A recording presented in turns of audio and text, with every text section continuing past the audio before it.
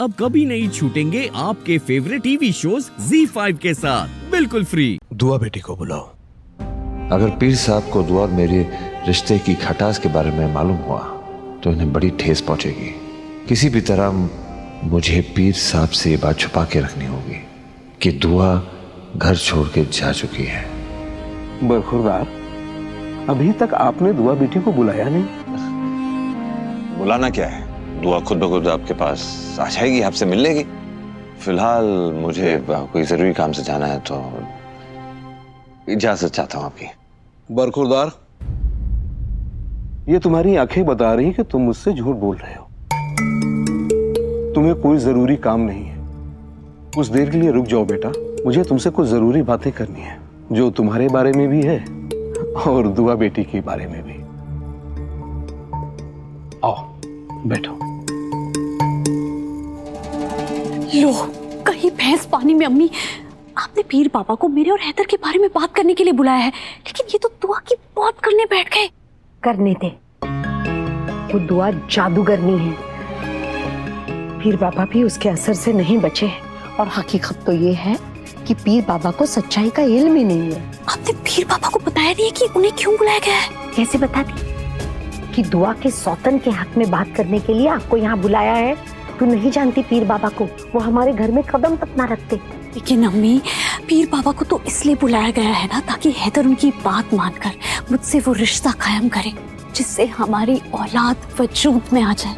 लेकिन अगर पीर बाबा हैदर को इसके लिए मना ही नहीं पाएंगे तो इनके आने का फायदा ही क्या है? अम्मी, फायदा है मेरी जान, थोड़ा सब्र कर और अपनी अम्मी पे एतबार कर।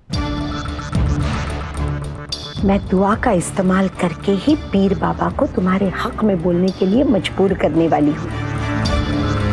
फिर हैदर भी तुम्हें अपनाएगा और तुम्हारी औलाद भी होगी। आई बात समझ में? ये दोनों इतने गिर गए कि दुआ भाभी के खिलाफ पीर बाबा को लेकर आ गए। ये बात दुआ भाभी को बताना बहुत जरूरी है।